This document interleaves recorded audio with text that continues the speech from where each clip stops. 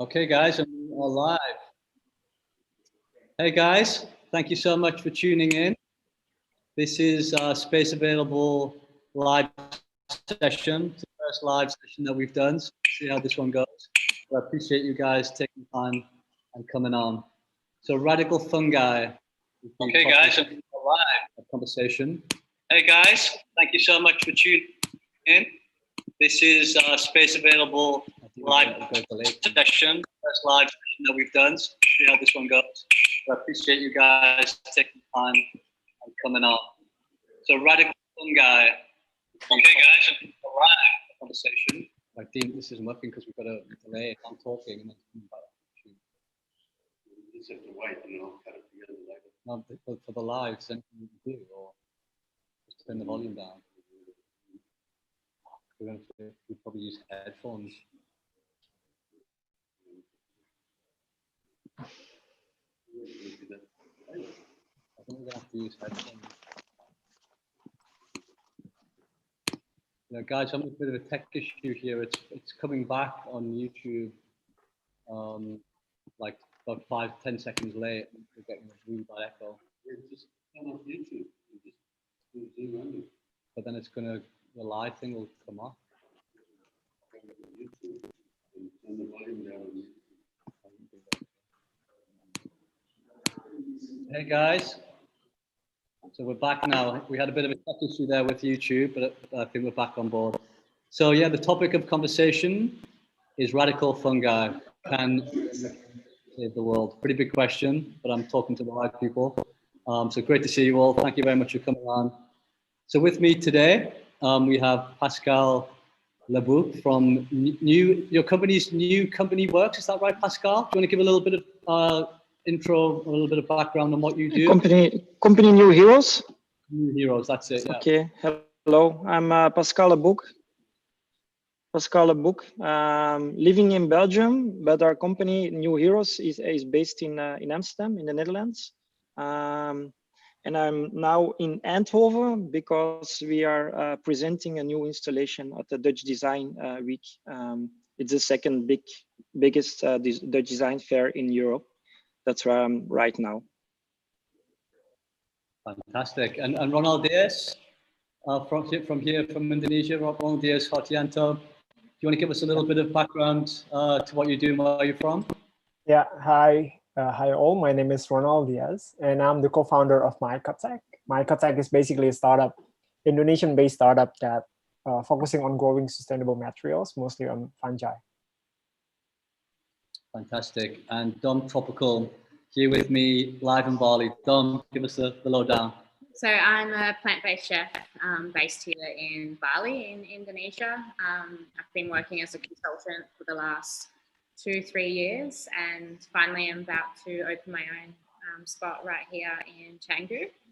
And yeah, I'm just gonna talk to you guys today a little bit about using mushrooms in cooking and medicinal values. Fantastic. So yeah, great to have us all together. I think we're going to connect a few dots tonight and or in afternoon where you guys are, and have a lot of fun doing it.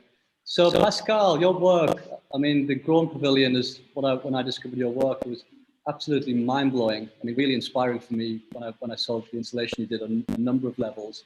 For anybody that hasn't seen it, I believe you have a presentation that you'd like to go through, just so viewers at home can see what you've been up to and what the Grown Pavilion is all about.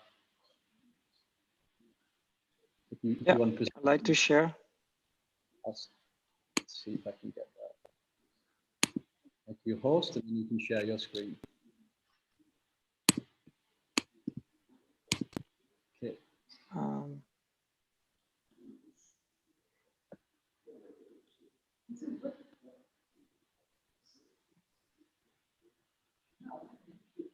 Really? Daniel, can you make me host again?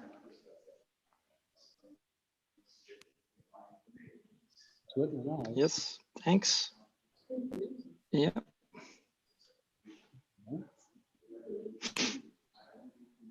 All right. Do you see my screen? Yeah, we can see your screen, yeah. This is a growing pavilion we made 1 year ago, also on the Dutch Design Week. The growing pavilion is a pavilion made from growing and harvest materials. And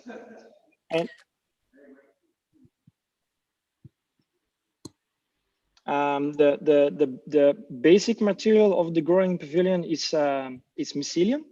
Mycelium is a network, a fungi network that connects natural fibers to construction material. And what I really like of what inspired me on this mycelium, that it's actually, you still feel the natural power of it. It grows really quick, like in nature, not in normal nature.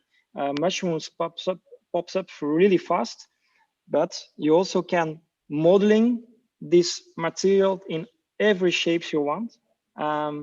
These are the panels of the growing pavilion. And like you see stripes on the facade, and these stripes are actually the hands, because we modeling the facade by ourselves, like sculpting a moon landscape. Actually, it's a really flexible material to shape. Amazing. And what I really tried as designer is to show this dynamic, this incredible movement of nature, to create also to show also in the architecture of the pavilion. The panels are dried, the mycelium is dead. It are now strong mycelium panels, but I really use this moon landscape and the movement of the window lines to really show to the audience what is what you can express with this material, and also to show the mushrooms on the facade. So as visitor, you directly connect the material to the nature. We use also a lot of other building materials, all waste streams from the agriculture. Also in the mycelium panels, we use hemp from the Netherlands, but also like the floor we produce from cattail, and the seats around the pavilion we made from waste streams from rice straw. And the good thing of all these bio-based materials is that you can create a negative CO2 balance. What's incredible, instead of the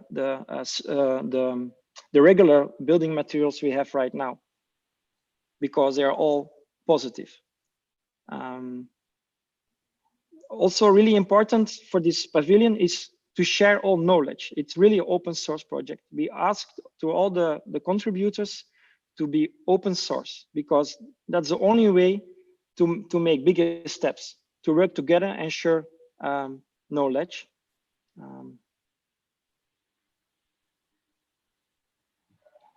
The pavilion was also an exhibition space and a meeting point. This is the pavilion inside. We have the roof just connect all the water together in the central part of the pavilion. Inside we have the cattail plants, because for me it's really important to put the plants in the center of the pavilion, because it's all start from there. The roof of the pavilion is made from cattail, and to have the water inside, it's a really beautiful environment. You really feel the rhythm of the nature, the sounds, the smell. How can we get nature again in our house environment? There was also a presentation of other bio-based designers, like to create together with the design world the statement of bio-based creations.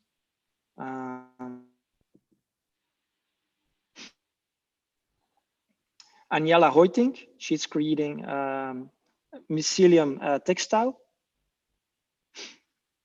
Erik and Maartje Klarenbreek, they printing with seaweed materials.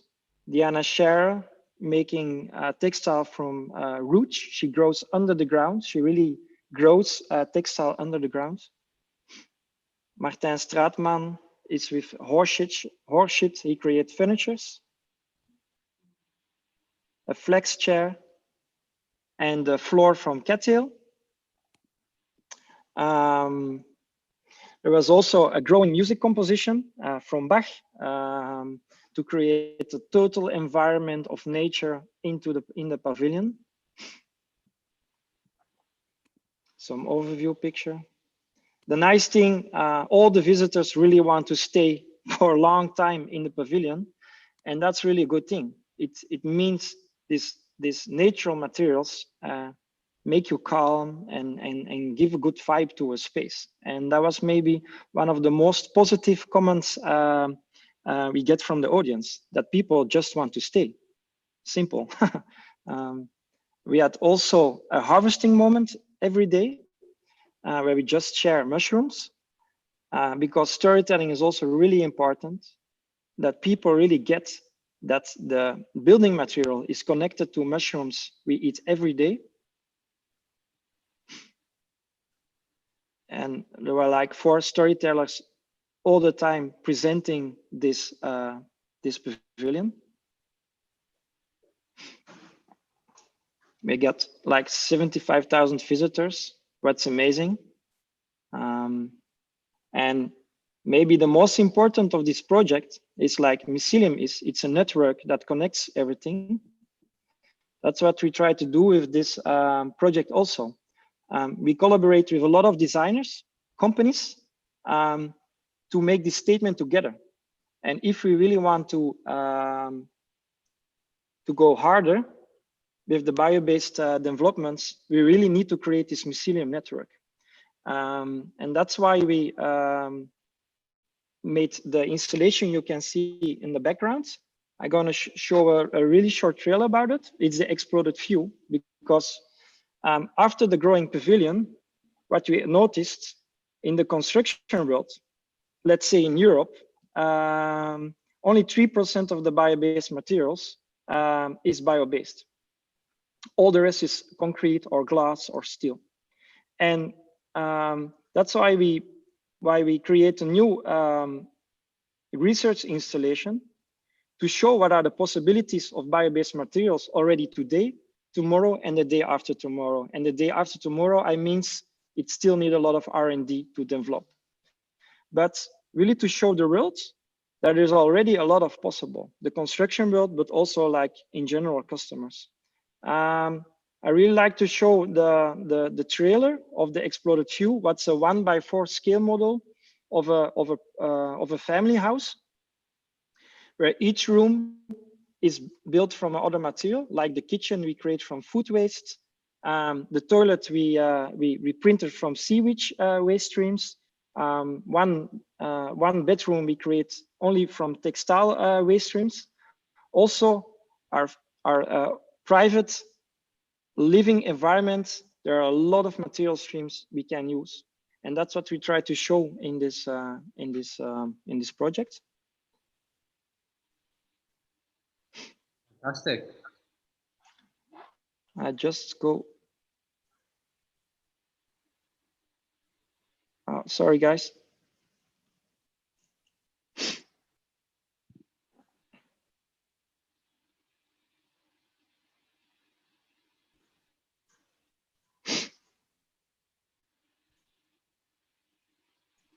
Okay, I share my screen again.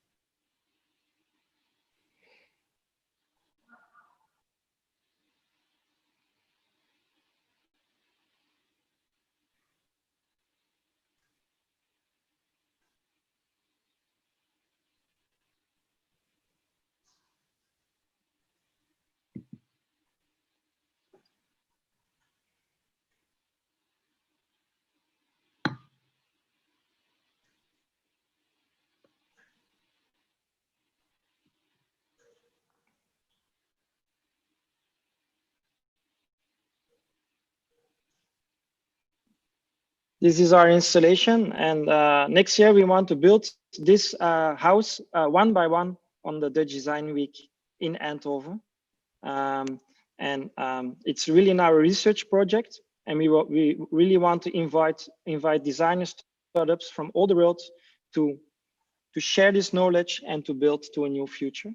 That's really what we want to do with this project. It's the Mycelium network on the next level. Wow, incredible. That was it. Such amazing work. It's great to see you more in depth to what you're up to, Pascal. And Ronald Diaz, do you want to give us some insights into your work, your practice up there in Yeah. Bandung? Sure. Pascal, can you hand me over the host for sharing screen? All right. Yes, you are. Thank you. So yeah, my name is Ronald Diaz, and I'm the co-founder of MyCotech Lab. We are based in Bandung, Indonesia, and we are focusing on growing sustainable materials by using mushrooms. So we started in 2015. Actually, my background is architecture. So I used to be an architect in Jakarta and Singapore for about like 3 to 4 years. And then later on, becoming full-time mushroom farmers. So in 2017, we did a pavilion, Myco Tree Pavilion with ETH Zurich in Seoul Architecture Biennale. And so this is one of the first projects that we have. So we produce it in Bandung, Indonesia, in collaboration with local mushroom farmers and local agricultural waste. We use sawdust and sugar cane for this pavilion. So this is us with the team from ETH Zurich and US Singapore and Future Cities Lab. So yeah, this is our pilot plant currently in Bandung. So we are located really deep inside the village. We are collaborating with like local farmers and empowering local women. And currently we are B certified corps because we do not aim for B certified corps, but we started monitoring our greenhouse gas emissions since little. So yeah, we get the inspiration from tempe actually, because tempe is Indonesian traditional food. I think Chef Dom possibly have like really familiar with it. So we use like similar concept by replacing soybeans with agricultural waste and bind them with mushroom mycelium. Next. So we have like several products, but currently I will go it fast. So we produce like leather-like materials also from mushroom. So we create a lot of products with it. We collaborating with local brands to gain like feedbacks. For example, this leather watch straps is actually funded in Kickstarter last year, and we have successfully delivered all of them to like more than 73 countries all around the world.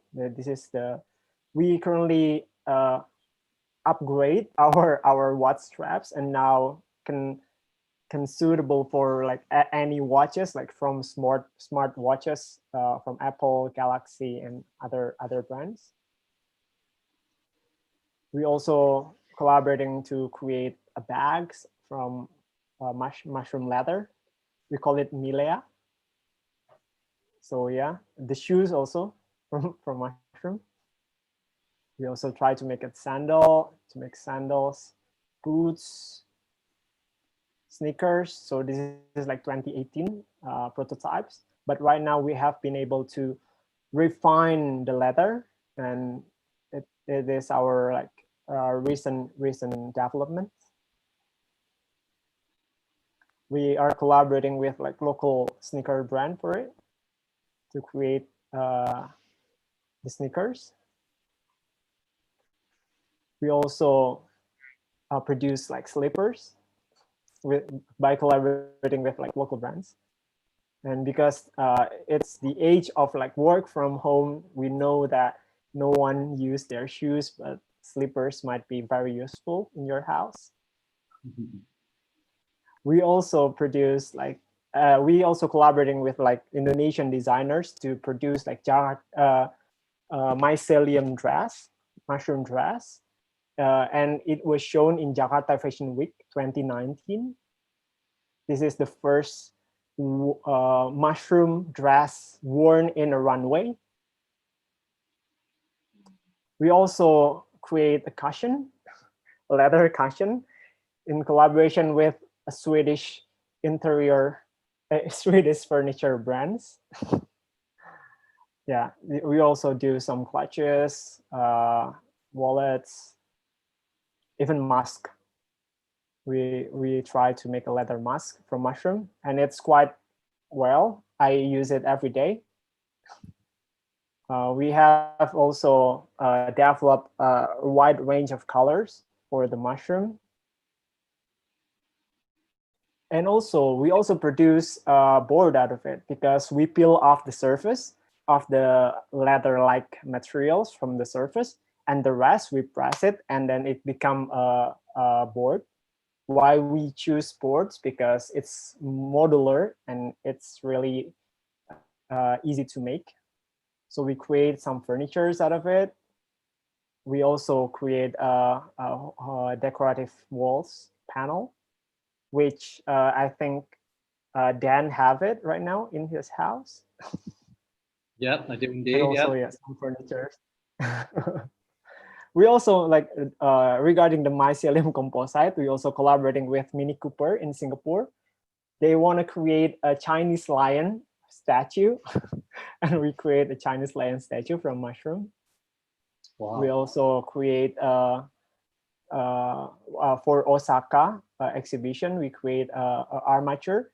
It's basically waste from waste because we use agricultural waste and mold it in a plastic waste. So it's shaped like a cone, and also a broken ball. This is a water gallon, and this is an ice cream waste. Ice cream, what you call it? So this is like the production flow chart. So we basically similar with Pascal. We use agricultural waste, local agricultural waste, and we create mycelium leather, and then the byproduct will be the board, and then we create a zero waste production. So we have like several patents also for it because we have different method to maximize and optimize our process. So yeah, that's the short introduction of Mycotech Lab. Thank you. Back to you. Amazing work. Incredible stuff. Dom Tropical, would you like to give us a rundown of what you've been up to? So basically, I had a big rebirth, as I like to call it. I used to live a carnivorous diet, and then I decided I was experiencing a lot of depression and just wasn't feeling too good. So I just decided to change my lifestyle and my diet, and I went completely plant-based.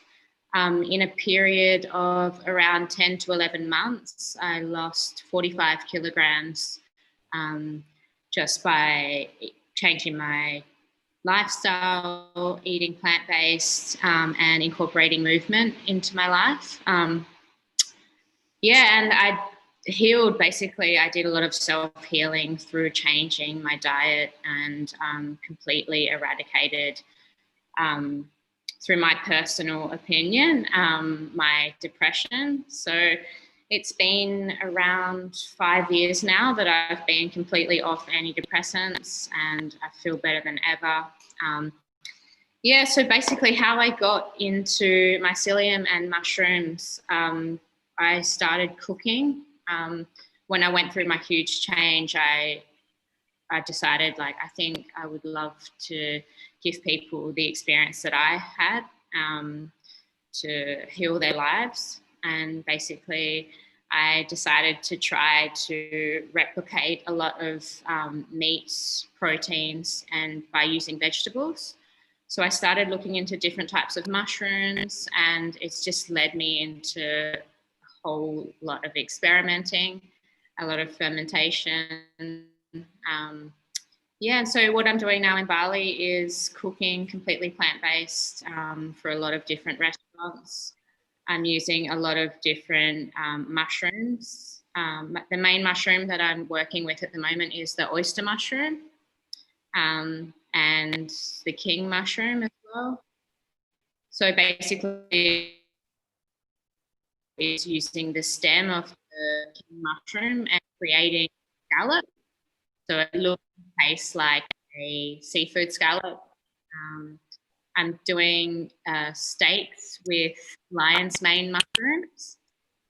So basically marinating mushrooms and using different techniques to incorporate different flavors or playing around with the actual flavor of the mushroom itself. Yeah, I'm also using a lot of shiitake mushrooms as well in my cooking. And I'm seeing a lot of medicinal benefits as well. This is how I met Dan. We both are very fond of using medicinal mushrooms. How I came onto using mushrooms in a more of a medicinal way in terms of just using them for cooking was during the pandemic. I went back to Australia and I fell into a bit of fear with COVID, and I wanted to just get in the best shape and mindset for what was happening. I was a bit unsure about what's going on in the world, and I came across a couple of different medicinal mushroom powders. So lion's mane, reishi, cordyceps, shiitake, a whole range that was being produced in Australia. And yeah, so I was drinking a lot of tea, like using the mushrooms in teas in the morning, and then I would have them also before bed at night, and I would be mixing them into smoothies, juices, sprinkling them on granolas, and then of course during the week, different days cooking with different types of mushrooms. In Australia, I was fortunate enough to pick up some mushroom spores from a company called the Mushroom Guys, and I started growing mushrooms in my parents' laundry. So basically set up my own mushroom lab and had containers, very basic home style setup, but it worked wonders. And I grew shiitakes, lion's mane, yellow oysters, pink oysters, blue oysters, chestnut mushrooms. And yeah, the temperatures and the climate, and yeah, it was all ideal. And the different growing speeds were just mind blowing. Like, yeah, the oyster mushrooms were popping up quite fast. The lion's manes were fruiting in about 2 weeks. Yeah, no, it was just amazing to see the different types of varieties and then incorporating that into my foods. And then also I was dehydrating my lion's manes, creating my own tinctures and powders as well to share. Yeah, so that's a bit about my journey with mycelium and yeah, my current situation. Incredible, yeah. Well, I've been seeing all of your mushrooms that you're growing in Instagram. You're doing a pretty good job. So looking forward to trying them. And yeah, so my name is Daniel Mitchell. I'm the founder of Space Available. And Space Available was set up during the lockdown because I felt there literally was a new space available. It was the first time in our lifetime, maybe the first time ever in the world where we'd all together stopped. We just paused, none of us could, we were all in the same sort of boat.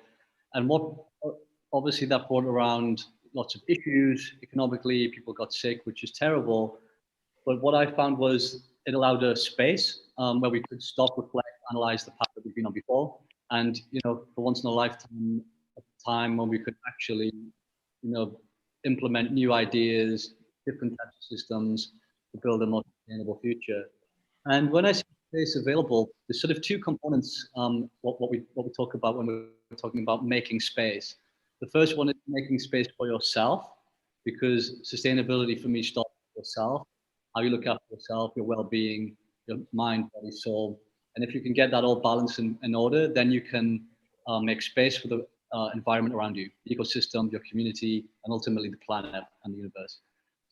So when I discovered mycelium, and I've been researching into it quite a bit over the past couple of years, I felt it was a very interesting thing, because the first thing was the medicinal properties that comes with mushrooms, which is an old Chinese medicine. It's obviously still used up to today. Incredible benefits in terms of what it can offer for your mind, for your physical, all sorts of things. And the second thing, which I was particularly interested in coming from a design background, is the innovation that I'm seeing with using fungi and mycelium as a replacement for leather, or making furniture with it. And it just seemed, especially coming from the fashion industry where I'd worked for the past 15 years, which is terrible. Obviously, we know that the manufacturing issues is causing extensive pollution. It just seemed like mycelium could really answer a lot of questions to some of the problems that we're facing in the industry. And I met Ronald Diaz a few years ago. I think we met Ronald Diaz, wasn't it? Probably about 3 or 4 years ago. And he was showing me some samples, and I was really fascinated by it. And we've worked a little bit over the years and kept in contact. So Ronald Diaz, I'm looking at your leathers, and feel very, luxurious. They don't feel like a downgrade from leather. They feel pretty robust, and they seem to tick all of the boxes. A few of the people that I've spoken to about mycelium leather have said that it's not quite there in terms of, is it strong enough? Is it scalable enough? How far are you in terms of getting this material out there at scale and making big impacts in terms of replacing cow leather or other alternative or other toxic materials? Yeah. So basically, being as this is a really novel materials. So the one challenges of being this novel is you do not have any benchmark or standard to follow them. So every materials have their own like good agricultural practice or good industrial practice, but for these materials we do not have any standards. So we have to figure out our own standards, and we have to become our own benchmark. So regarding the raw materials, we do not have any problems because we have like competitive advantage in Indonesia or Southeast Asia. We have like abundance of raw materials, but right now, currently what we are trying to do is to increase our success rate, because as you know, like this is a living materials. We have to deal with a lot of problems like contamination and failures on the growing stage.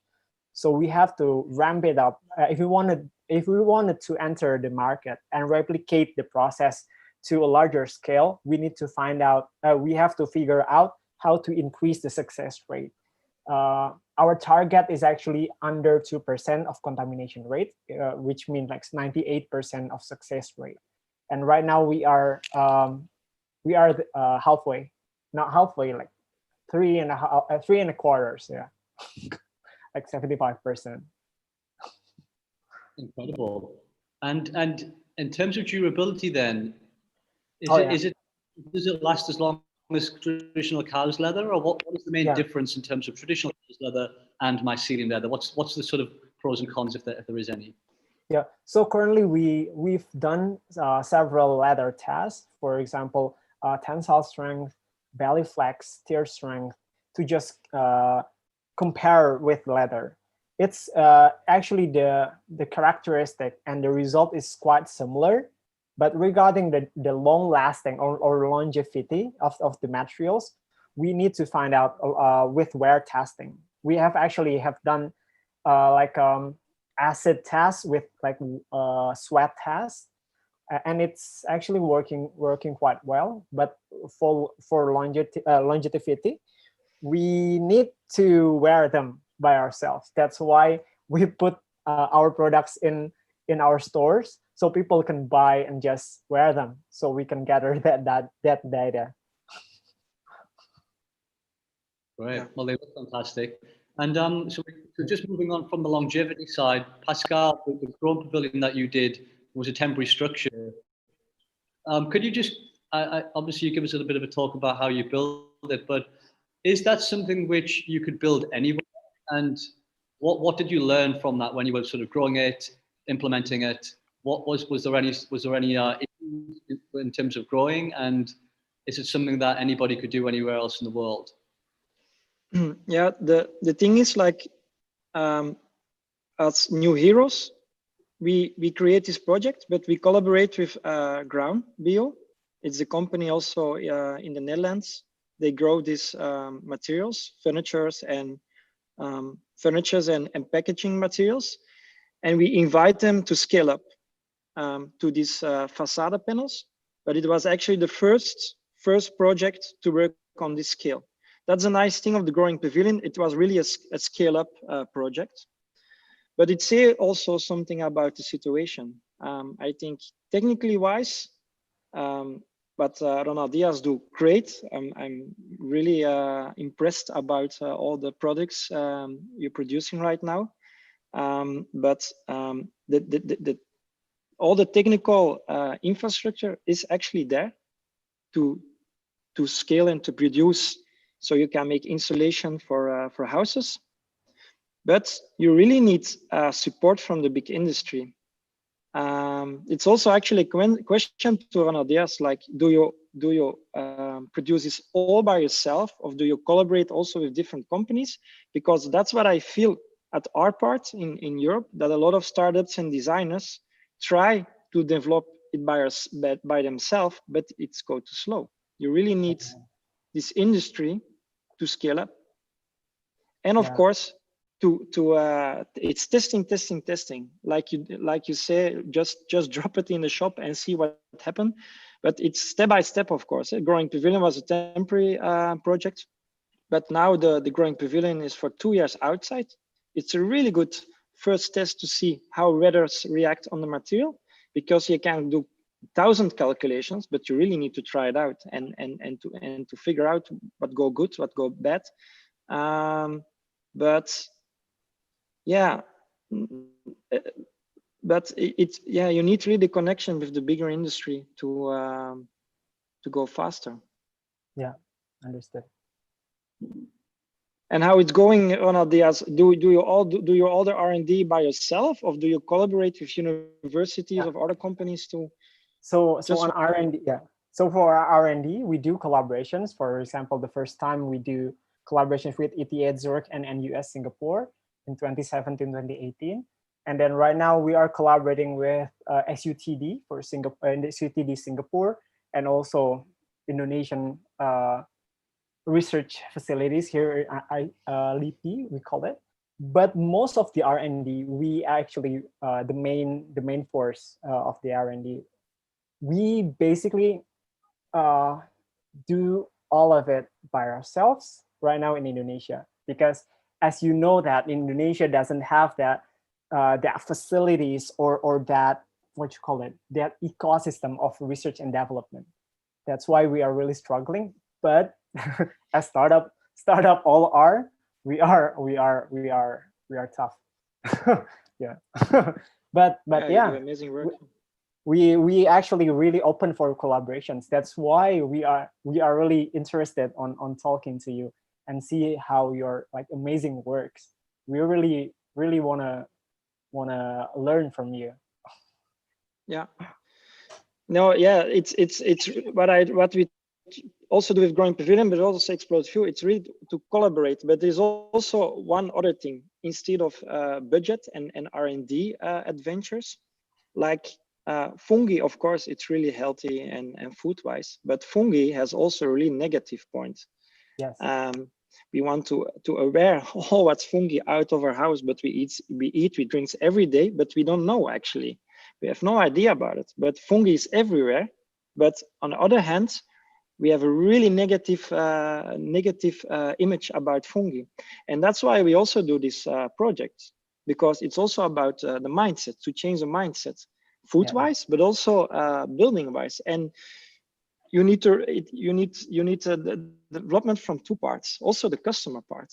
Like that they know, oh, but it's a great material. It's much more healthy than other insulation materials, just adapted in our new houses.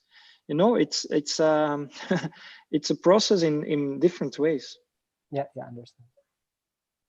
Yeah, I think you're right, Pascal, what you're saying in terms of, I do feel now is the time when we all need to start collaborating more, you know, sharing knowledge, a little bit more open source.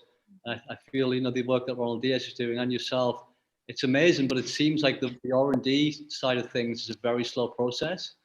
And, you know, sort of up to 10 years, I heard, in terms of just making different milestones.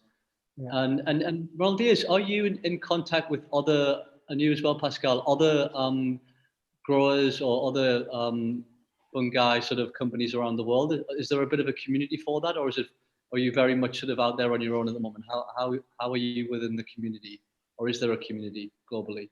Yeah, there is a community. We have a Facebook group. Yeah, for real. But And you guys work together a lot within that community, or is it very much just different people doing different things? no, we did individually, but we shared news. For example, as you know that right now, until now, there is no fungal materials that have been publicly available in the market. That's because it's not because it's not scalable, because it is really scalable, because unlike like protein-based materials, this material is actually a low complexity process, which is really easy to replicate. But we have to find the right balance of biodegradability and durability. For example, we do not want, even though we know that this building materials is biodegradable, but we do not want the building itself is biodegradable, right? We want it to be durable. And that's where the fine tuning comes in. And that's currently what we are trying to do. Yeah. Similar also with leathers. Yeah. Yeah, and Dom, just over to you. Just getting back to the medicinal side of sort of making space for ourselves and the level of healing, and the medicinal properties that come with mushrooms. What exactly? I know there's different variations and different types of species. What are the major sort of health benefits from consuming mushrooms? So the main thing that I've come across and that I'm really interested in is the anti-cancerous properties of a lot of the medicinal mushrooms. Another thing that I've been using a lot is the lion's mane for memory. I've found that helps a lot. And a nice little trick that actually we've spoken about before is the reishi as well. Reishi is amazing, especially for just before going to bed. It seems to really help with sleep. And that was something I was struggling with for a little while. And as soon as I'd have a nice reishi tea in the evening, it seemed to, work wonders. Do you just brew them like tea? Yeah. Do you need to dry it first? Yeah, you do. So with the teas, like it's generally drying the mushroom.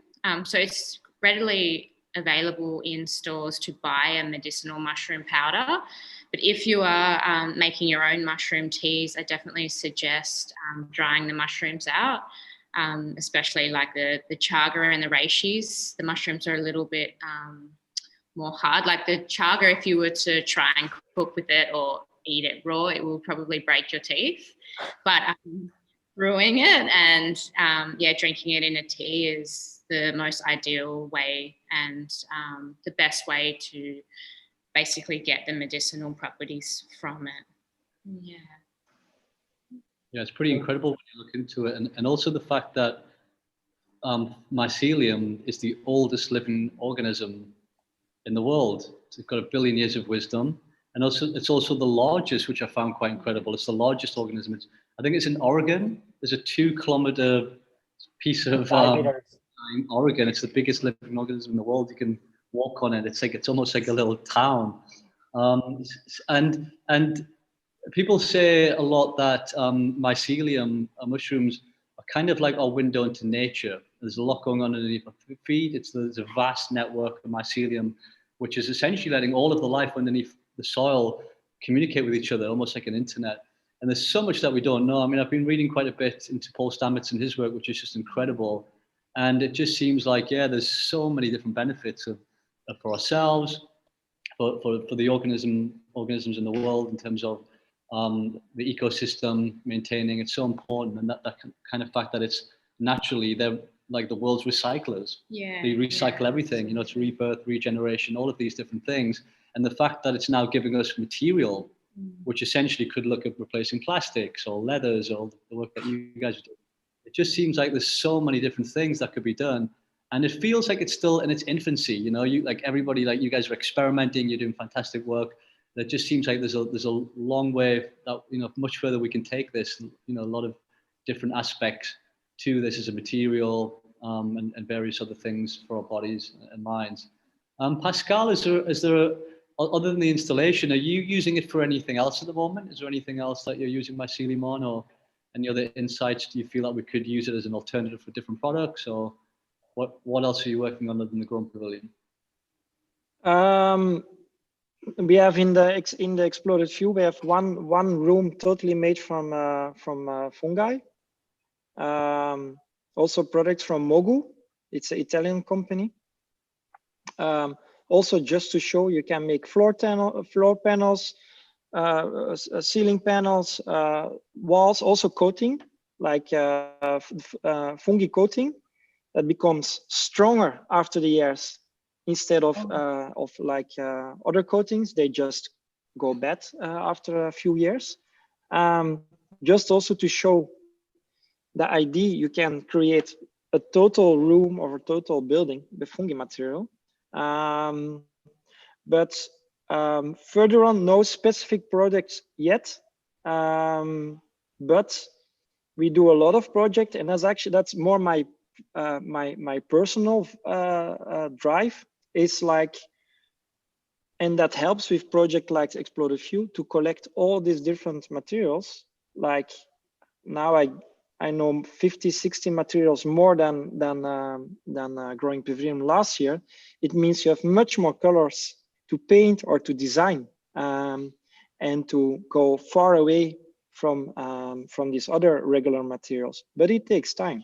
Like after Growing Pavilion, I designed exhibition, and there was no any bio-based material in that exhibition. For one simple reason, there was really short time, because I spent all my time, all my effort in Growing Pavilion. There was really short time to develop the exhibition, and there was only one bio-based product, and there was a narcisse flower. That was the only thing, because it was too short time to develop materials for that exhibition. It means, in general, there is still a big step to make to use in daily life bio-based materials in all these different levels. It's still tough, or we still need to make a lot of miles or kilometers. And another thing I was looking into, or that I heard, was that there's a specific type of mycelium which can actually absorb harmful chemicals, oil spills, even plastic. Now, what's the deal with that? Is that true, and how does that work? Question for either anyone that knows. Yeah. So I read it in Mycelium Running, also in Paul Stamets book. I think I think there's a lot of like types of fungi. Actually, fungi is the second largest species, second largest kingdom in the whole entire.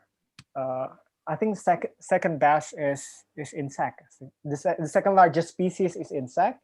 The first largest species is insect, and then the second one's the largest species is fungi. So I think there's like works on different kind of fungi, and currently what we are doing within the materials, we only use like only 3 types of fungi max. Like for example, like oyster reishi, or even like Fomes fontarius, and several, and most of them are like wooden mushroom.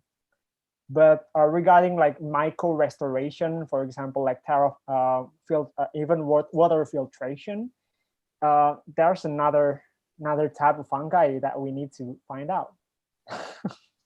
Yeah, for growing pavilion, we use the reishi one because that's really strong. If we build the growing pavilion with oyster Yeah, fungi, it's too it brittle. should break down in Yeah. 1 week. You know, the reishi is a really strong one. Yeah, it's a whole world to discover. And the reishi we know now, but there are probably much more families also strong like that. But it takes research time. Yeah. Yeah. Even like reishi itself it's Ganoderma at base, and Ganoderma have a lot of like species and variations inside. Wow, it's incredible to hear that it's bigger than, there's more variation in the plant kingdom. Yeah. Yeah, I didn't know that. It's incredible. And Dom, I know you're using mushroom as a meat replacement Yeah. for a lot of different things, and it definitely has the texture of, it's the closest probably alternative, I imagine, to meat in terms of the texture and the flavors. What are you doing with that? And do you feel that's, you know, the increasing population growth, which we know is going to be unsustainable. Not everybody's going to be able to eat meat, and obviously the industrial, agricultural aspect of meat consumption is pretty bad. Do you see that becoming a bit more serious in terms of a contender of people switching to a more plant-based diet, using mushroom as an alternative to meat? Yeah, definitely. So there's generally, when using mushroom as a meat alternative, we do that into like as a sort of bridging, going from a meat diet to a plant-based diet. So it's great to have on your offering a mushroom that is like a substitute. So for example, like I used to really enjoy seafood and crab, and I've found that lion's mane, if you cook that correctly and then you pull it apart, it seriously replicates a crab. So recently, while I was back home in Australia, I come from a family of big meat eaters, and my dad and my brother-in-law were watching me prepare my mushrooms. So I had some lion's mane steak and some oyster mushrooms that I was cooking on the barbecue, and by the end of the evening, they were fighting me because they were like, "Whoa, your mushrooms are amazing!" And they were actually mind blown at how the texture was so similar and the flavor. So I think mushrooms are a great alternative, and I do see this trend and this movement happening with plant-based foods and alternatives as well.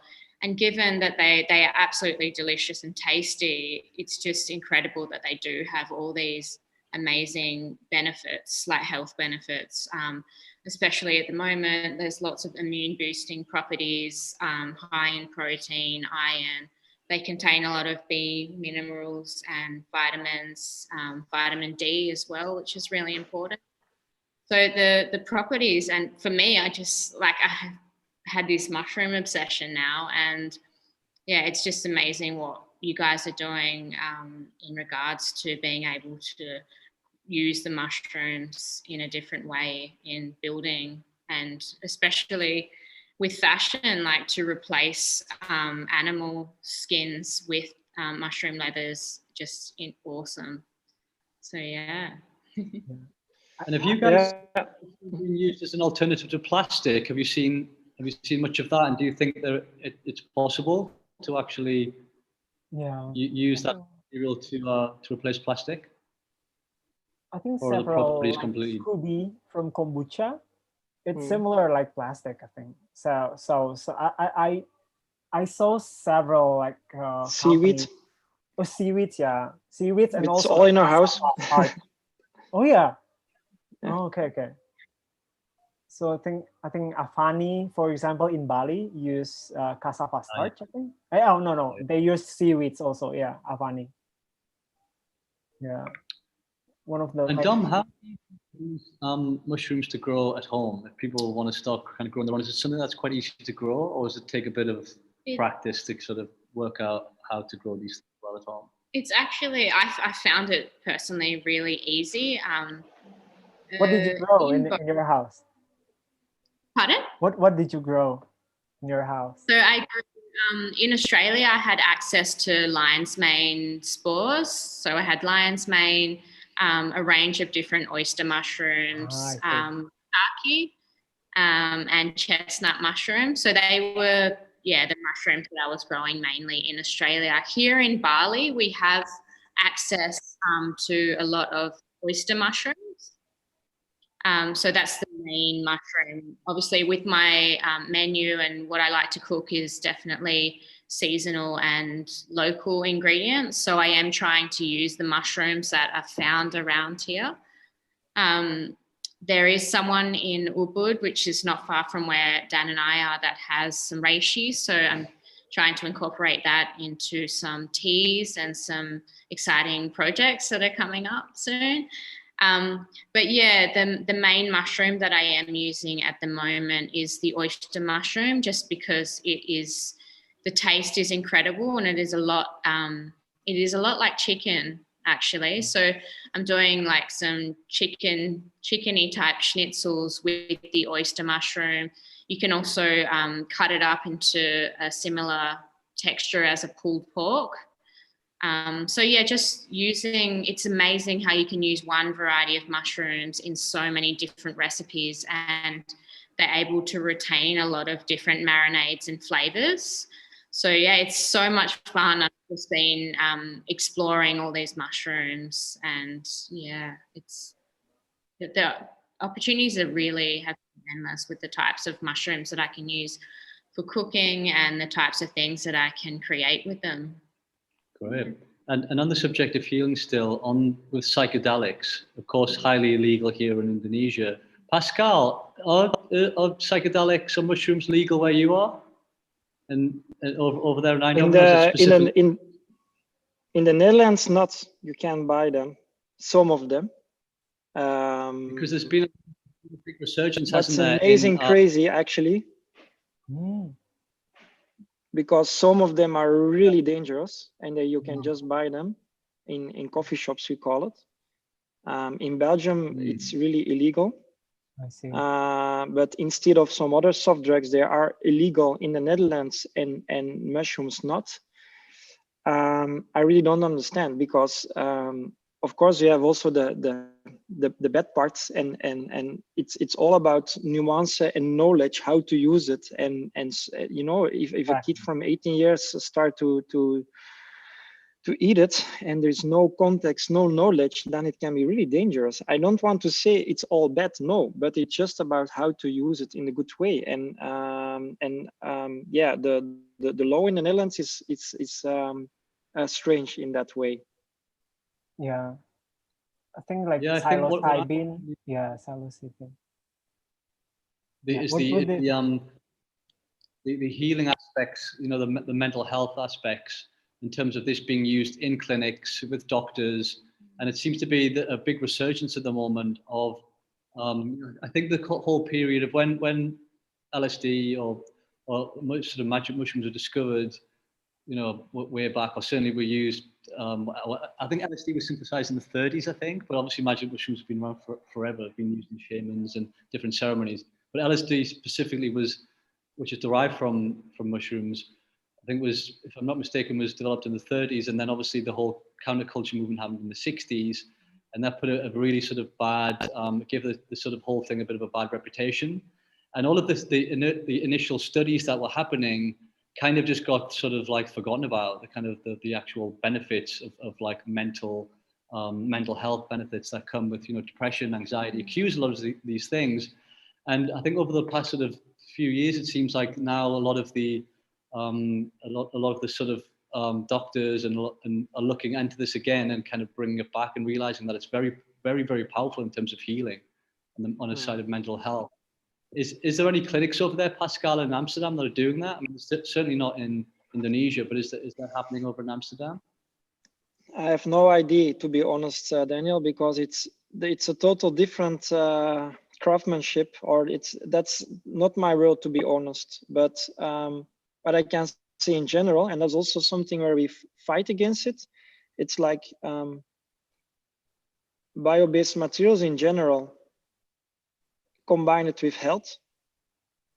We try to collaborate with universities also right now. It's really hard to bring these two worlds together. but of course it's really good for the health, all these natural products.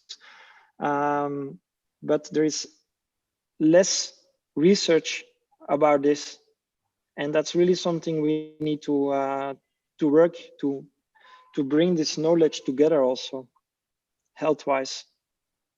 Yeah, I think the medical institutes are really looking into it again, and they're taking it very seriously now, first time in many, many years. So, I mean, like yourself, I don't know that much about it. I'm reading a little bit, but it's just, again, it's just fascinating how one thing can have so many different, you know, benefits and uses, and from materials to mental health to, you know, replacing certain foods and that type of thing. It's definitely has lots of potential for sure. And Ronald Diaz, what's the next step for you guys then in terms of your growth? Are you seeing lots of demand for what you're doing? Yeah, so basically what we are aiming to do is to reach product market fit and to be able to make these materials as soon as possible available in the market, so we can increase the impact. So for us in Mycotech Lab, we find like the difference between invention and innovation is innovation gives impact, and how to create impact is to get into the market.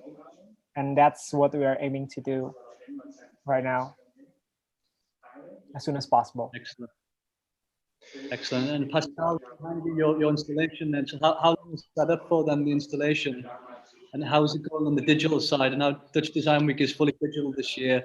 How are you finding that in terms of the experiential side? Yeah, it's a strange time, of course. Like normally we should have 10,000 visitors, and now we have some in the back, but it's really small groups, and we have a total virtual program. But the good thing is, like installations like this, we can travel around, we can go to people and to share the knowledge and the storytelling, instead of creating big festivals and try to hope to have 1,000 people together. It's quite impossible right now. As designers, yeah, we need to be flexible and create other ways to share this knowledge, and that's what we do with this installation. We can just build it up in half day and go to basics, to secondary schools, you know.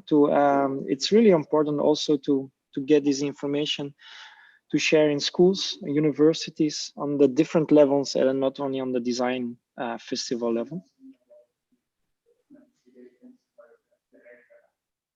Right.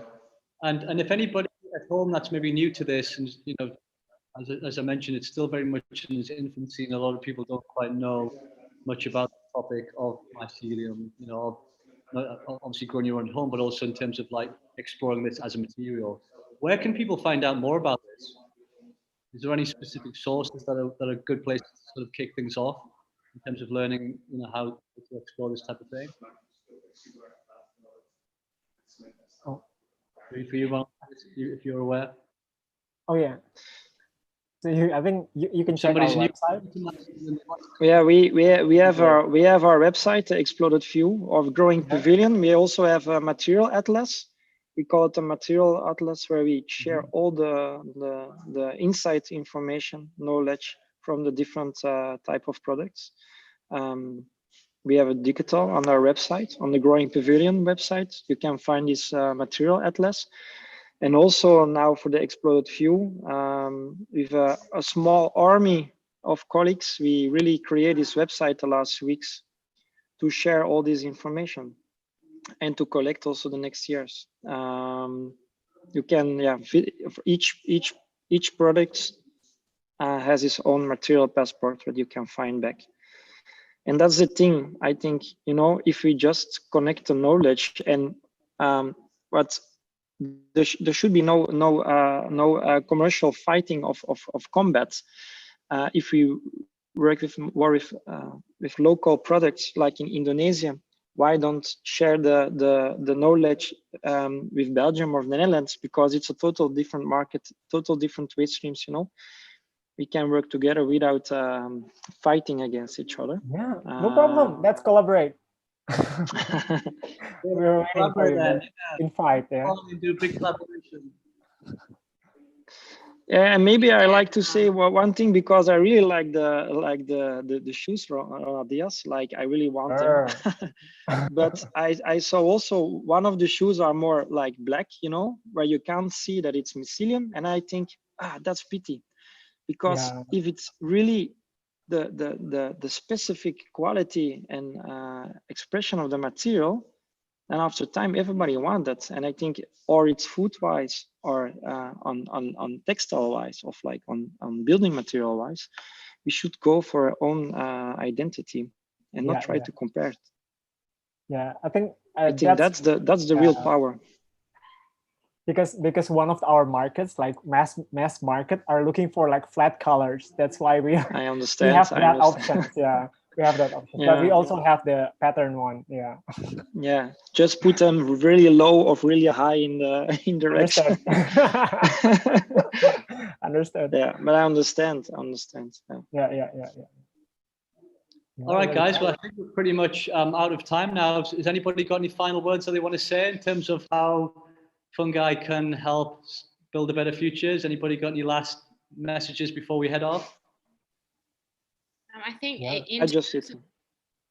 in terms of gathering information for those people who are watching and that are new to mycelium and mushrooms, I think the most important thing is connecting with people online, and especially if you're going foraging for mushrooms, if you are going to cook, please always get a second opinion or a third opinion. There are tons of groups on the internet where people can double check, just because there definitely are some dangerous mushrooms out there. Yeah, and there are some great books. Dan's library is crazy amazing, but also Paul Stamets and the amazing films and documentaries that are out there at the moment, like Fantastic Fungi as well. So I think for me, like also if you are interested in growing your own mushrooms, perhaps just Google your city and the local mushroom farms and see if they have spores available. Generally, they'll give you an information booklet on how to get your kits and get growing. It's super simple and easy.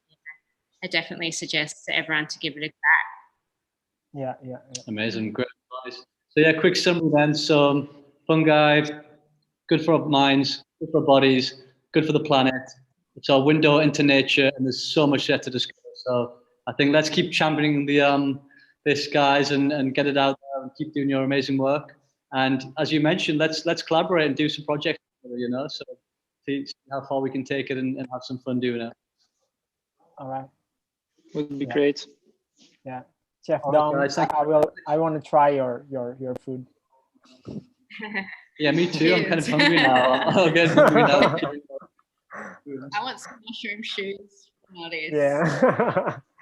We'll trade out. Dom's with me. Okay, guys, thank you so much. It's been great talking to you. Fascinating stuff. And yeah, we'll speak soon. Appreciate it. Thanks. Keep in touch. Bye. Thanks for the invitation. Bye. Bye. Thanks a lot. Cheers, guys.